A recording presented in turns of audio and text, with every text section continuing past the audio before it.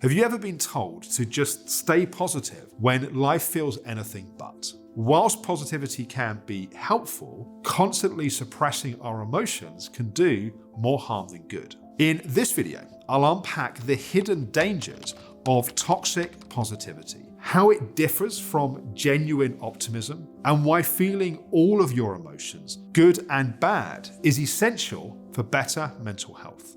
Let's get into it. So let's start with what is toxic positivity.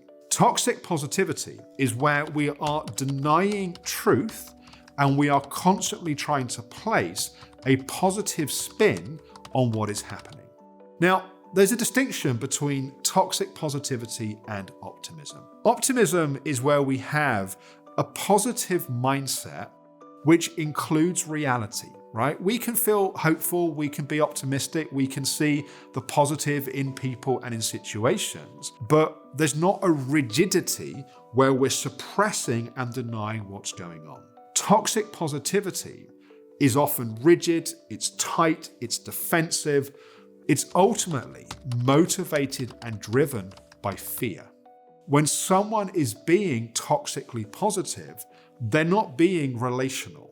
They are stuck in a perspective which creates distance and makes it more difficult to be in relationship with that person. Now, there is a price that we pay when we are in a state of toxic positivity. And that price is, firstly, all of the effort that goes in to holding on, to being defensive, to denying what's happening. It's draining. It often impacts on one's mental health. The irony is, when one is being toxically positive a lot of the time, they actually feel more depressed because of all the energy that goes into sustaining that state. The other big impact is when we're in a state of toxic positivity, we're not actually dealing with the reality in our lives. It's like by denying what's happening, we can't then give our attention to actually addressing what's happening.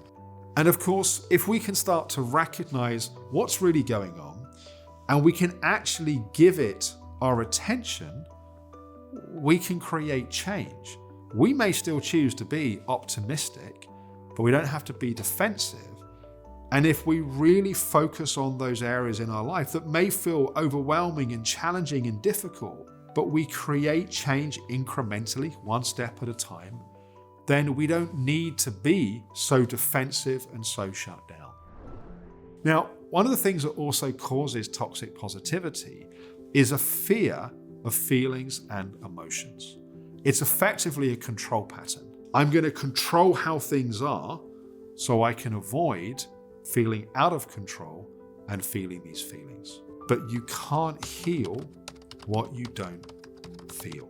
So the problem here is the very energy that we need to heal, to process, to metabolize what's happened is being used to defend against what happened, and then we get stuck.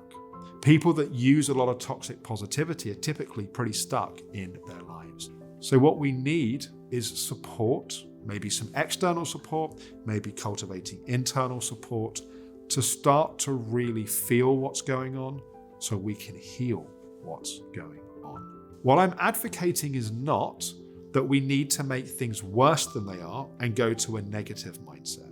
What I'm saying is we need to be a realist with an optimistic spin, but we're paying attention and we're addressing the things that need to change. Thank you for watching. I hope that's been helpful.